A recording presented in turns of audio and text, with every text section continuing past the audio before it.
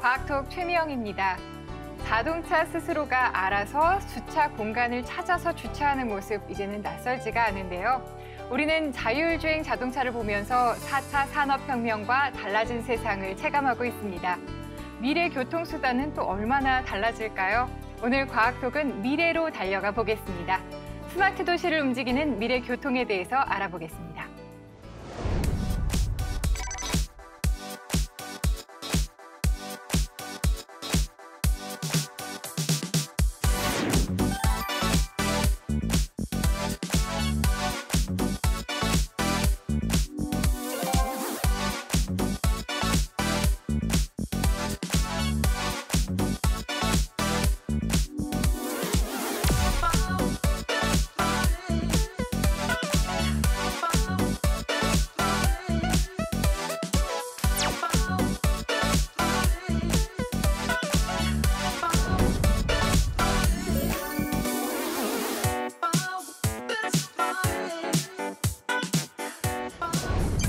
이제 저희가 달리는 차 안에서 검색도 하고 또 영화도 보고 정말 꿈 같은 이야기가 펼쳐지고 있는데요.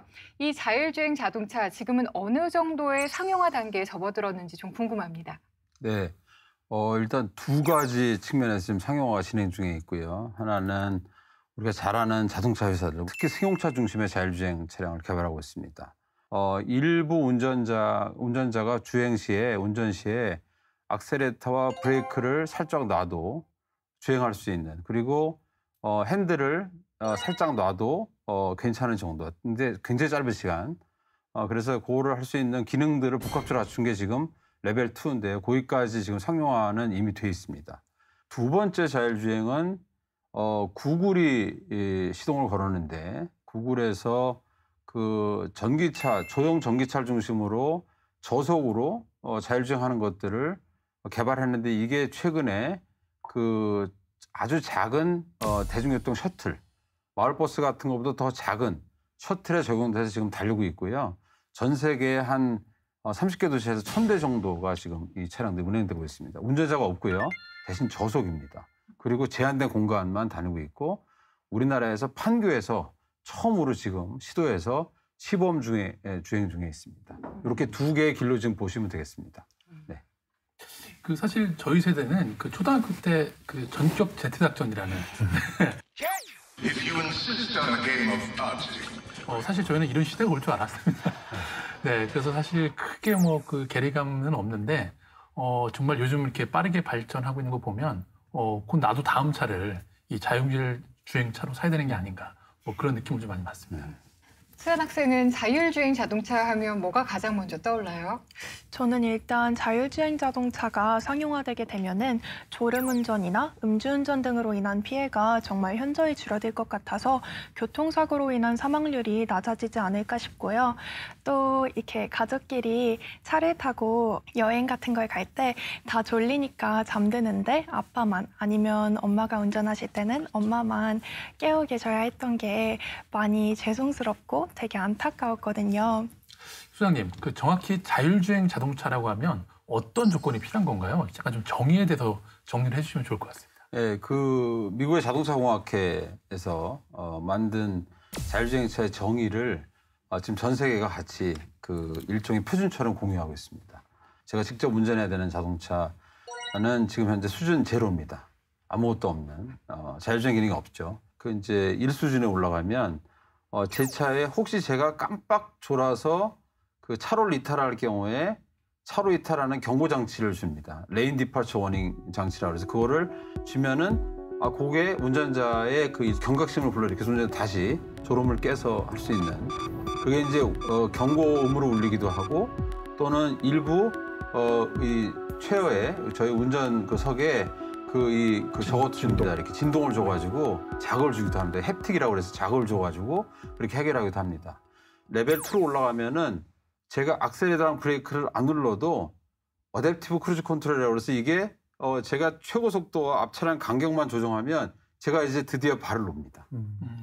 네, 발을 놓고 다니고, 그리고 핸들도 레인 키핑 에이드라고 그래서 아까는 레인 디파처 워닝인데 레인 키핑은 차로를 감지해서 혹시나 차로 내가 원하지 않는데 이탈할 경우에 이 핸들을 스티어링 휠을 전자적으로 잡아주는 것도 있습니다.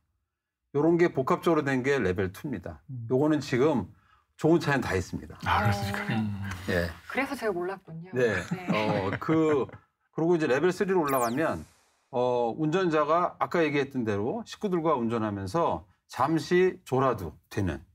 그런데 잠시 졸지만 밖에 외부의 요인이 상황이 발생해서 도로가 안 좋거나 다른 차량들에 의해서 또 문제가 될 경우에 그 도로가 알려주거나 차량이 그 센서로 알려주면 바로 운전자는 다시 제어권을 확보해야 되는 그런 게 레벨 3입니다. 그 레벨 4가 이제 전격 제트 작전에서 나오는 키 도와주겠나 그러면 저를 데리고 와서 제가 타면 알아서 목적지까지 가주는 게 레벨 4입니다. 그래서 이렇게 0부터 4까지 5단계로 구분을 하고요. 모든 그 핸디캡 퍼슨이나 그 좀 몸이 안 좋은 분들 또 고령화 시대에 그 노인분들한테도 또 장애인분들한테 모든 분들한테 이 자율주행차는 효과가 있을 거다라고 판단하고 있는 거죠. 사실 지금 말씀하신 것 중에 되게 중요한 말씀을 해주셨는데 핸디캡트라는 말이 네. 요즘에는 디세이블드로 바뀌었습니다. 네. 디세이블드는 디스를 빼주면 에이블드가 되거든요. 네. 자율주행차가 굉장히 좋은 에이블드 해줄 수 있는 장애자를 위한 차가 될 것 같고요. 요새는 이제 차를 그냥 차라고 안 하고 가전제품이라고도 할 만큼 네. 안에 많은 그 내장재가 많지 않습니까? 컴퓨터도 들어가 있고 이 컴퓨터가 뭔가 판정을 하는 것이 이제 굉장히 중요했단 말이죠. 차는 도로를 지나간 사람이 아니라고 판정을 했는데 실제로 긴 경우와 그다음에 사람이라고 판정을 했는데 뭐 비닐봉지 같은 거짓된 물질이라든가 이런 경우가 굉장히 어려울 것 같은데 자율주행차는 어떻게 지금 진행이 되고 있나요? 자율주행차가 인간의 모든 그 감성을 하고 인간의 모든 행위를 다 할 수는 없습니다. 예를 들면 세종에서 출발해서 서울 경부고속도로를 타고 올라가서 그다음에 서울에서 목적지 회의장까지 갔다고 치면 제가 관계한 차, 저를 추월했거나 제가 추월했거나 제 옆에 지나갔거나 맞은편 온 차를 제외하고도 제가 주행 중에 관계한 차가 몇 대쯤 될 거라고 보세요. 100대도 넘을 것 같은데. 그렇죠. 제가 해봤더니 200대, 300대가 넘습니다. 네. 수백 대가 나옵니다. 네. 그러면 그거를 모든 관계를 무의식 중에 저는 처리하게 되죠. 일부 의식하기도 하고 또는 무의식적으로 제가 방어운전도 하고 또는 심지어는 제가 판단을 굉장히 빨리 합니다. 그죠? 그동안에 이제 경험에 의해서 그런 모든 과정을 기계나 센서들이 대신할 수 있느냐? 없습니다. 그것은 없습니다. 그래서 그렇게 되려면 자동차에 부착되는 그 많은 센서와 그거를 또 관리하는 기법들, 프로그래밍들이 어마어마하게 고도화 돼야 되는데 아직까지 거기까지 가기에는 조금 요원하다. 그래서 이 부분들을 도로에서 도와주는 방법으로 그래서 최근에 이제 협력형 자율주행이라고 도로와 차량이 서로 협력하면서 자율주행할 수 있도록 그러면 레벨 2에 가진 차가 도로가 좀 도와주면 레벨 3급으로 완전 3는 아니지만 레벨 3급으로 이렇게 올라가는 형태의 어떤 자율주행도 가능하지 않느냐. 그래서 운전자들이 일부 어느 구간에서는 구간에서 제가 손 놓고 발 놓고 잠시 좀 쉬어도 레벨 2만 가지고 있어도 되지 않느냐 하는 차원에서 접근하고 또 하나 이거는 이제 비용 문제라는 게 있습니다. 워낙 비싼 센서를 다 달면 뭐 차량 가격이 한 2억 넘어가거든요, 지금. 뭐 누가 사겠습니까? 네. 그러면 차만 좋아져서 되는 문제는 아니고 그렇습니다. 그 기반 시설들, 소위 말하는 사회 기반 시설 SOC라고도 많이 표현하던데 그게 좋아져야 되지 않습니까? 원래는 저희가 이제 도로에다가 ITS라고 해서 이제 그 지능형 교통 시스템을 깔아서 지금 쓰고 계신 도로 정보를 알게 되고 그다음에 다니시면서 왜 전자지불 하이패스 쓰고 계시죠? 그런 것들이 전부 저희가 그동안 정보 해설을 깔아놓은 거예요. 그래서 조금만 더 업그레이드하면 훨씬 더 그런 정보화가 깔리고 이걸 저희가 디지털 인프라라고 표현합니다. 모든 차량이 다 혜택을 받는 방법은 도로가 도와줄 수밖에 없다. 그렇지 않으면 좋은 차를 가진 일부 계층만 혜택을 받는다. 모든 국민들이 이러한 혜택을 받을 수 있도록 내가 약간의 장치만 있으면 협력형으로 해서 제가 레벨 2나 레벨 3를 구현하면서 편리하게 운전하고 안전하게 운전하고 아까 얘기했던 대로 무사고가 가능하거든요. 이렇게 되면. 이 얘기를 들으면 들을수록 이 자율주행 자동차를 빨리 만나보고 싶거든요. 네. 그런데 이 자율주행 자동차 기술은 또 어떻게 시작이 됐을까 이런 것도 좀 궁금해요. 네. 이게 이제 1940년대로 올라갑니다. 1940년대에 그 미국의 그 GM 자동차랑 포드 자동차가 그 퓨처라마라는 개념으로 자율주행 차량들이 달리는 도로를 구상했어요. 그래서 그게 그 일종의 가이드드 된 도로, 그러니까 도로에다가 마그네틱을 깔고요. 그 마그네틱 위에서 차량들이 운전하지 않아도 갈 수 있도록 하는 개념을 해서 그런 차량들을 만들기 하려고 굉장히 노력을 했습니다. 물론 실용은 안 됐죠. 실용 안 돼서 그게 이제 실용 안 되다가 그런 개념이 아까 얘기했던 대로 디세이블드, 이제 소위 장애를 가진 분들에게 다리를 못 쓰는 분들이 악셀레터랑 브레이크 누르려면 할 수 없기 때문에 손으로 할 수 있도록 조작할 수 있도록 그렇게 만든 기능들을 에이다스라는 운전자 안전운전 지원 장치라는 개념으로 이게 들어와 가지고 적용이 된 겁니다. 그래서 사실은 그 1940년대 미국이 시작하고 그다음에 미국의 독일하고 일본에서 수많은 그 학자들이 자율주행 차량들을 연구해 왔습니다. 그동안. 레벨 0부터 레벨 1, 2까지 올리는 데는 자동차 회사들하고 연계해서 그동안 쭉 해왔어요. 이거에 한 수십 년 됐습니다. 20, 30년. 근데 구글이 갑자기 자동차 중심의 그 기술 발전을 넘어서 구글이 ICT, 정보통신 기술로 자율주행이 가능하다라고 혁신적인 모델로 들고 나온 게 이제 큰 계기가 된 거죠. 그래서 지금 자율주행차가 갑자기 우리 사회에 4차 산업혁명의 가장 동인으로 뛰어오른 거죠. 그전에는 사실은 자동차 회사들끼리 점진적인 어떤 진화 과정을 거쳤는데 혁명적인 방법 구글이 딱 들어온 거예요. 그러다 보니까 이게 우리가 좀 더 빨리 오게 된 거고 그러다 보니까 자동차 회사들이 경쟁적으로 지금 더 빠른 방법으로 기술을 개발해서 붙이고 있는 거죠. 지금 현재 그런 상태입니다. 이 원래 역사적으로는 지금 거의 한 60년, 70년 넘어서 지금 80년으로 넘어오는 게 자율주행 기술입니다. 네.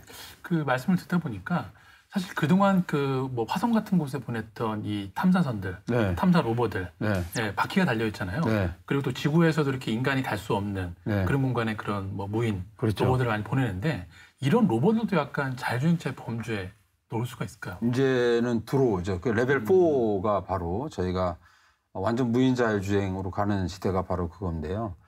그렇게 되면 이제 결국은 로봇이 바로 내 운전석에 앉아서 운전하는 거랑 같은 개념입니다. 이제 그 일반인들은 그냥 옆에 앉거나 뭐 이렇게 해도 가능하기 때문에 로봇한테 이제 그야말로 키 도와주겠나 하면 이제 운전할 수 있는 정도로 하는 거고 로봇이 전부 제어권 전체를 갖게 되는 거죠, 차를. 그렇게 되면 거꾸로 참 좋은 시대인데 거꾸로 제가 운전하고 싶으면 어떡하나, 그죠? 그럴 때는 오히려 중앙통제소로부터 제가 운전 좀 할게요 하고 허용을 받아야 되는 시대고. 네. 과연 그게 행복한 건가 하는 차원에서 보면 운전하는 재미가 이게 그렇지 않을 수도 있다. 네. 그래서 이제 어떤 경우를 지금 생각하면 레벨 4를 가더라도 운전자가 집에서 나와서 어느 정도 구간 동안은 내가 운전하다가 그 다음에 자율주행이 되는 고속도로나 국도 같은 데는 자율주행 모드로 놓고 다시 그 IC를 빠져나오면 제가 다시 제어권을 받아서 운전하는. 꼭 비행기가 그 계류장에 있다가 이 택시를 지나서 활주로에서 이륙해서 궤도에 올라가면 이제 그 크루즈 컨트롤 넣잖아요. 마찬가지 개념으로. 그리고 이제 다 비행이 끝나면 다시 제어권을 받아서 착륙까지는 이제 기장이 하는 것처럼 바로 그런 방법이 되지 않을까. 그런데 그 우리가 내비게이션이 등장하면서 네. 길 찾는 걸 다 잊어버렸잖아요, 지금. 그렇죠. 네. 오히려 이런 것들이 인간의 인지 능력을 또 떨어뜨리는 건 아닐까. 내비게이션이 네. 어떻게 등장했냐면 네. 이게 이제 1980년대로 거슬러 올라가는데 1980년대에 냉전 시대가 끝나면서요. 그때 이제 소련이 붕괴하기 시작하면서 끝나면서 군사 기술로 썼던 그 인공위성, 그죠? 그 중에 이제 이 GPS 같은 이런 위성들에 대한 기술을 쓰던 그 군사 쪽의 산업에서 있던 분들이 이게 이제 군사 기술이 거의 아마도 이게 꼭 끝나가지 않을까, 냉전 시대 끝나면. 그래서 이분들이 뭐를 노렸냐 하면 이 기술을 어떻게 이 지상으로 가져올 거냐 하는 고민을 했어요. 그러다가 이분들이 야, 자동차에다가 한번 GPS를 달아보자. 그리고 그동안 미국 가서 저도 이제 90년대 초반에 미국 가서 유학을 했는데 그때는 운전할 때 반드시 옆에 로드 아틀라스라는 아주 두꺼운 지도책이 있었습니다. 그래서 그걸 제 와이프가 집사람이 그걸 봐가면서 갔잖아요. 그래서 옆에 앉은 사람을 내비게이터라고 그랬어요. 맞아요. 그죠? 그거를 대신해 준 거죠. 그렇죠. 대신해 주는데 그것이 바로 그 1990년대 초반에 나왔던 ITS, 지금 지능형 교통체계의 대표적인 케이스입니다. 그럼 군사기술이 넘어왔죠. 지금 자율주행이 레벨 4로 가는 것도 상당한 군사기술에서 민간기술로 넘어오는 그런 계기가 되고 로봇도 마찬가지고 네네. 이제 이렇게 되면 그 뭐라 그럴까요? 이제 그 융합기술의 아주 그 이제 총화가 네. 바로 이제 자율주행차가 되는 거고 그렇게 될 경우에 자율주행차가 인간과의 일종의 교감, 뭘 어떻게 할 거냐, 완전히 로봇을 할 거냐, 아까 말씀드린 대로 그런 방법이 되지 않을까 이렇게 생각하고 있습니다. 빨리 됐으면 좋겠네요. 네, 그렇게 빨리 상용화가 되려면 사실은 도로가 도와줘야 된다 이런 네. 얘기를 하셨잖아요. 그러면 자율주행 자동차가 달릴 수 있는 이런 스마트 도시, 초연결 도시 이런 건 어떤 모습일까요? 이제 그 좋은 질문인데요. 바로 그 부분이 저희가 최근에 이제 스마트시티라는 데서 많이 하고 있는 건데 그 기본적으로 스마트시티 초연결 도시는 사람과 제가 갖고 있는 스마트폰, 스마트폰이 가장 근간의 이제 모체가 될 거예요. 스마트폰을 중심으로 사람과 그 다음에 집, 자동차, 그 다음에 도로 관련된 모든 시설물들, 도시 시설물들이 저와 연결이 돼요. 이 스마트 도시는 사람의 도시를 알게 됩니다. 무슨 얘기냐? 제가 저쪽 주차장에 몇 대가 비어 있다는 걸 알기 시작해야 돼요. 그래서 제 차를 가져갈 수 있고 또 하나는 저 버스가 지금 어디 있는데 제가 부르면 저한테 와야 되는 거죠. 지금은 예를 들어 210번이다. 210번 버스가 노선을 항상 일정하잖아요. 근데 저희 어머니가 연로하신데 저희 어머니가 210번 타고 어딜 가고 싶은데 그럼 어떻게 할 거냐? 그러면 버스 정류장까지 한 2, 3m 걸어갈 거냐? 그거보다는 우리 어머니가 스마트폰으로 콜을 하면 그 버스가 나를 위해서 한 2블럭 정도는 돌아와 줄 수 있는. 그게 바로 초연결 도시입니다. 왜 안 돼? 그러면 그 도는 동안 그럼 다 기다리는 분들은 어떻게 합니까? 기다리는 분들한테는 지금 약간 몸이 불편하신 노인분을 태우기 위해서 2블럭 돌아갈 테니 1분 이상 더 기다려 주십시오 하고 정보가 가는 거죠. 이렇게 사회는 이제는 그동안은 공급자 위주로만 이렇게 모든 게 있었잖아요. 근데 이제는 개개 이용자들, 몸이 불편하신 분들, 노인분들, 모든 분들, 개개 이용자 분들에 대한 기본적인 니즈를 다 분석해서 우리가 얘기하는 맞춤형 서비스를 드리는 것. 이게 온디맨드라고 얘기하는 맞춤형 서비스를 드리는 것. 이게 바로 초연결 도시의 가장 기본이 되는 거죠. 그래서 그렇게 하려면 제 거 포기할 수 있는 거는 포기해야 됩니다. 내 만족도를 일부 억제를 하면서 공고의 만족도를 높여줄 수 있는 그런 게 바로 초연결 사회의 가장 기본이고 이게 서로 간에 공감대 형성이 안 되면 초연결 사회에 살 수 있는 권한이 박탈될 수도 있는 거죠. 네. 네. 결국은 미래 도시는 어떤 한 특정 구역을 공동으로 활용을 하면서 최대의 편의시설을 제공을 하고 그걸 벗어나는 순간만 자기가 사적인 이용이 가능한 것으로 해야 되겠네요. 네. 네.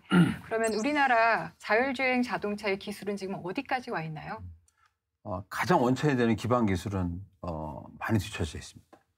도시시설 말씀하신 건가요? 아니죠. 자동차에 들어가는 센서 같은 경우도 자동차에 들어가는 센서나 기본적으로 소프트웨어 같은 경우도 우리가 좀 뒤져 있습니다.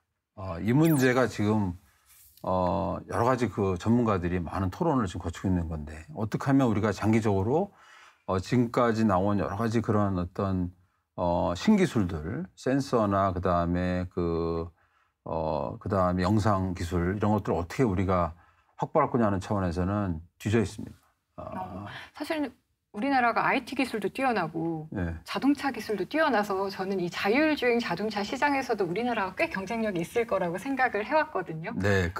그렇게 생각하시는 분들이 많은 이유가 광고도 그렇게 많이 나오고 우리가 응용 기술은 상당히 잘합니다. 우리가 이제 여러 가지 그 다른 기반 핵심 기술을 갖다가 이게 그 서비스화하고 시스템화하는 기술은 우리나라 상당히 우수합니다. 근데 막상 안으로 들여다보면 그 가장 핵심이 되는 센서를 확보하고 있느냐, 그다음에 영상 처리를 할 수 있는 기술이 뛰어나냐, 이런 것들에 대해서는 기술이 아직 우리 원천 기술 확보는 하지 못했습니다. 그래서 국가에서 많은 R&D를 이제 그쪽으로 투자해서 원천 기술 확보를 하려고 굉장히 노력하고 있고요.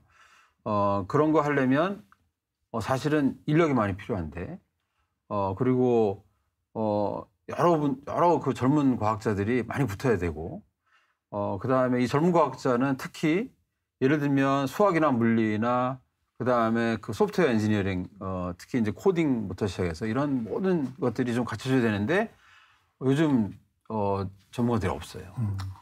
그리고 하고 싶어 하지 않아요. 그래서 가장 큰 문제가 바로 좀 거기 있어서 앞으로 만약 이 TV를 보는 우리 젊은 그 학생들이 있다면 그쪽으로 좀 이공계, 특히 이제 그 저희가 원하는 수학이나 물리, 그다음에 아까 말씀드린 소프트웨어 할 수 있는 그런 것들에 대해서 좀 더 많은 관심을 갖고 하게 되면 미래는 왜냐면 응용기술이 워낙 잘 됐기 때문에 미래는 우리 거가 될 수 있다.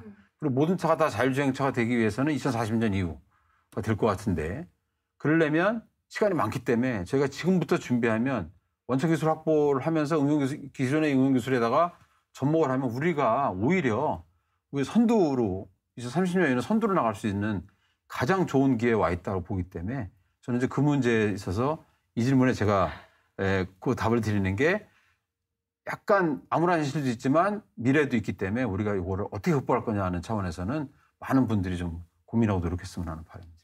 2017년도 뉴스인가에 보니 그 화성에 우리나라에서도 K-시티라고 해서 자율주행을 할 수 있는 그 도시를 만든다고 하는데 어느 정도 지금 진척이 되고 있습니까? 1단계 기본적으로 저 외곽 인프라, 그러니까 국도형의 그 도로를 달릴 수 있는 약 한 70-80km 정도 속도로 달릴 수 있는 것은 구성이 됐고요.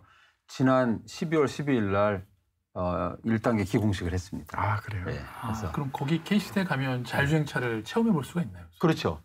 자율주행차를 개발하는 분들이 와서 자기 차를 갖다 시험도 할 수 있고, 그다음에 아마 이제 저희가 2단계, 3단계가 되면 일반 시민들도 가서 체험할 수 있도록 아마 열어줄 겁니다. 그래서 그 모든 조건을 막 바꿀 수가 있어요. 도로 차로도 좀 바꿀 수 있고, 그다음에 센서도 좀 바꿔보고, 그다음에 우리가 얘기하는 전용 통신망도 LTE도 깔아보고 5G도 깔아보고 또 그걸 또 서로 차량도 연결해보고 하는 다양한 실험이 가능하고, 그다음 한 대 집어넣고 2대 집어넣고 또 몇 대를 집어넣어서 일반 차량, 자율주행차 없는 차량끼리 넣어서 이렇게 서로 간에 어떤 문제가 벌어지는지 해볼 수 있고, 그러니까 그게 일종의 그 완전한 도로는 아니지만 그 도로와 똑같은 환경으로 만들어주고 우리가 원하는 실험을 할 수 있는 실험 공간을 만든 거죠. 시뮬레이션 공간. 실제 시뮬레이션 공간이 돼버린 거죠. 거대 실험실을 밖에다 세워놓는 그렇습니다. 도로교통 표지도 30km/h 최고 속도를 40km 올릴 수도 있고 내릴 수도 있고 뭐 여러 조건들을 줄 수 있는데, 이게 사실 우리가 먼저 시작한 게 아니고 미국에서 이제 미시간에다가 처음으로 미국 그 주정부가 미시간에다가 돈을 줘서 그런 환경을 구축해라 만든 게 MCT입니다. 저희가 이제 우리는 코리아니까 K에서 KCT라고 해서 만드는데 그 미시간 거보다는 한 4배 정도 규모가 큽니다. 그러면 K시티뿐만 아니라 아까 말씀해 주셨던 스마트시티에서도 자율주행 자동차가 운행될 수 있도록 구축되고 있는 건가요? 아무래도 이렇게 교통신호나 도로망 등을 전해받을 수 있도록 인프라가 깔려 있어야 이런 자율주행 시스템이 가능할 것 같은데, 네, 이런 게 스마트시티에서도 다 구축이 되고 지금 세종시 그 5-1지구 스마트시티를 국가가 지금 추진하고 있어요. 국가 전략 프로젝트로. 그 세종시에는 그 5-1지구에는 자율주행차를 기본적으로 이제 넣습니다. 넣고 이게 이제 자율주행차가 공유 형태로 쓸 수 있도록 넣습니다. 이제 초기 단계는 아마 제가 말씀드렸던 대로 셔틀 형태의 아마 그 자율주행 형태가 될 거고요. 물론 셔틀 형태의 자율주행차는 저속이지만 운전자가 없기 때문에 저속형으로 레벨 4가 일부 가능한 도로가 되는 거죠. 요거 위해서 이제 도로에다가 여러 가지 센서도 붙여주고 통신장치 붙여주고 서로 협력할 수 있도록 통신을 붙여주고, 그다음에 그 신호 제역이나 이런 것들도 자율주행차랑 서로 이렇게 협력해서 내가 들어오면 나 들어온다, 나 우선신호 좀 줘, 우선신호 주고 할 수 있도록 하는 걸로 도시 기반을 이제 갖추는 거거든요. 그래서 스마트시티는 기본적으로 자율주행차들이 다닐 수 있도록 하는 근간은 마련이 됩니다. 돈이 어마어마하게 들어갈 수 있을 것 같은데 얼마나, 예를 들면 지금 여기 위치가 세종인데 세종시 정도를 하기 위해서는 어느 정도 예상을 하고 계신가요? 저는 이제 제가 기본적으로 예측한 거는 키로당 키로당 한 2억 내지 3억 정도를 보고 있습니다. 도로 1km당. 굉장히 많이 드는 돈처럼 생각하시고 아닌 것 계신데 같은데요? 오히려 제가 예를 들어 드릴게요. 서울 세종고속도로 곧 이제 착공을 해서 2025년에 아마 서울 세종고속도로가 되는데 한 130km 되거든요. 서울 동부 쪽에서 나와서 이제 세종으로 바로 연결이 되는데 130km 구간이고 왕복 6차로, 편도 3차로입니다. 아마 최고속도가 130km 이상 될 것 같고, 하여튼 도로를 굉장히 잘 만듭니다. 그 도로의 건설비가 얼마로 예측하십니까? 30억. 너무 작다. 예. 아니에요? 너무 작아요. 네, 아까 이거보다 2천억? 많이 든다고 네. 했거든요. 네, 2천억 얘기하셨는데 지금 6조 원 듭니다. 예. 130km 건설비 6조 원이에요. 그렇게까지 제가 놀랄 그렇죠. 비용이 아니었네요. 네. 거의 뭐 50분의 2 정도밖에 안 되네요. 그렇죠. 그러면 사실은 자율주행 자동차 외에도 다양한 교통수단이 생겨날 수가 있잖아요. 네. 그렇게 됐을 때 도로나 신호 시스템도 다 달라지게 될 것 같은데 어떤가요? 그렇습니다. 그러니까 지금 이제 어쨌든 2040년, 50년까지 자율주행차가 완전히 모든 국민들에게 보급되기 전까지는 모든 차가 섞이질 거 아니에요.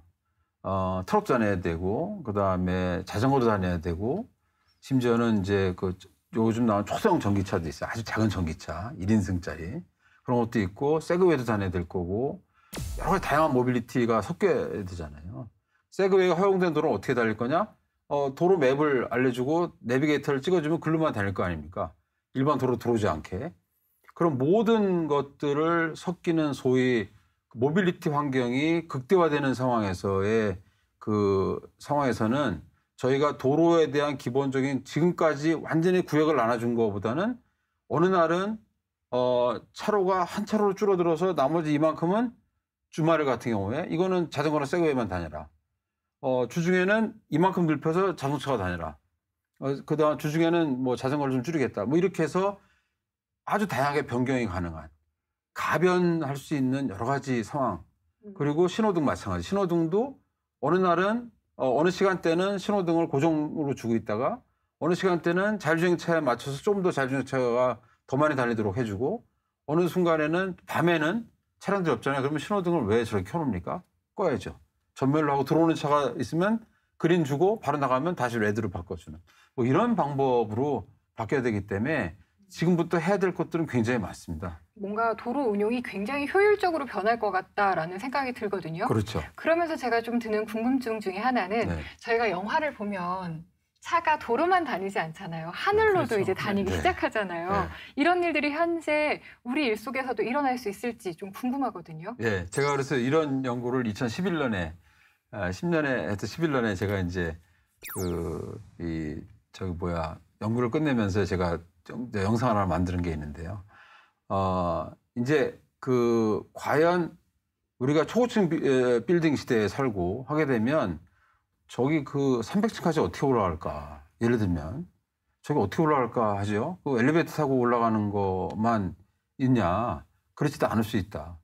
어느 순간인가 내 차가 이렇게 버티컬 테이크오프를 할 수 있지 않느냐. 수직으로 이륙해서 비행선처럼. 그죠. 네. 제가 이제 가서 주차장의 어느 구역에 되면 수직 이착륙이 될 수 있도록 올라서 제가 원하는 층수에 가서 주차를 할 수 있도록 어떤 경우는 이렇게 수직으로 치고 올라가는 것인데 그거는 이제 좀 요원한 일이고요. 버티컬 테이크오프 랜딩이라는 기술은 지금 최근에 엄청나게 많이 연구되고 있습니다. 그다음 퍼스널 에어비클 같은 경우는 이제 위로 떠서 일부 구간을 다닐 수 있게 하는 것도 있습니다. 그게 이제 저희가 얘기하는 공간 도로인데 공간 도로는 구조물이 없어요. 이제 마그네틱이나 이런 걸로 해서 일종의 이제 자기 부상이네. 그렇죠. 그 길을 만들어줬다 없애기도 하고 막 하거든요. 그래서 그런 공간 길에 대한 것도 지금 사실은 상당히 많이 연구되고 있어서 자율주행차가 완성이 돼가는 과정에 아마도 3차원 공간에서의 이동체에 대한 얘기들이 분명히 나올 거고요.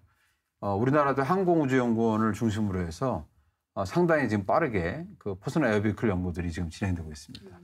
기사에서 앨런 머스크가 제안했던 하이퍼루프 같은 네. 그런 것들도 약간 그렇죠. 지금은 네. 우리나라도 연구를 시작했고요. 우리나라도 몇 개 기관들이 같이 연구를 시작했고, 그건 일종의 이제 지상이든 지하든 튜브 형태의 구조물을 만들고 튜브 형태의 캡슐을 이제 여기서 쏴주는 그래서 이제 무진공 형태, 그러니까 거의 아진공이라고 그러죠. 그러니까 진공이 거의 없는 상태로 쏘게 되면 약 1000km 정도 아음속, 음속으로는 거의 못 가고요.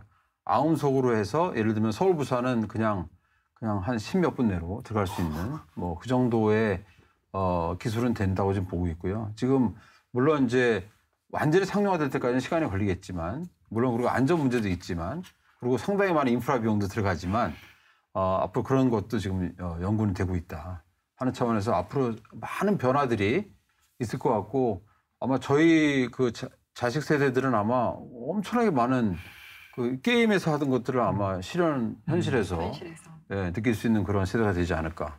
우리 여기 학생도 마찬가지로 크면. 최근에 그 호텔 업계에서 준 상을 보니까 되게 재밌어요. 그 레디칼 디자인 어워드인가라고 하는 2018년도 상 받은 것이 자율주행을 해서 움직이는 스위트를 만드는 것이 1등을 했는데 이게 자율주행이라는 것이 굉장히 참 흥미로워서 오늘 뭐 해주신 말씀도 되게 재밌었고요.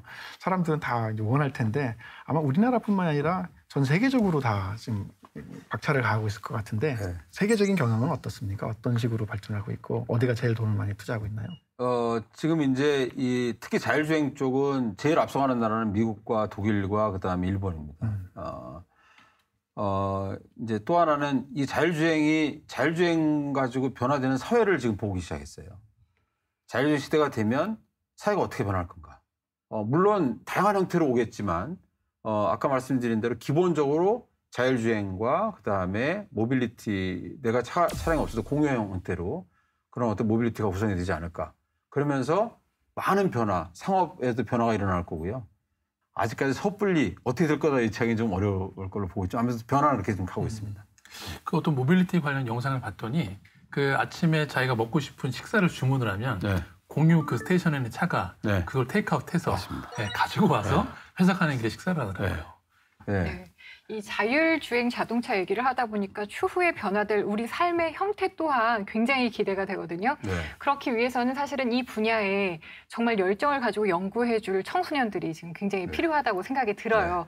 그들에게 한마디를 해주신다면 어떤 말씀 해주실까요? 제일 하고 싶었던 얘기 중에 하나입니다. 저는 이제 좀 쓴소리를 하나 하면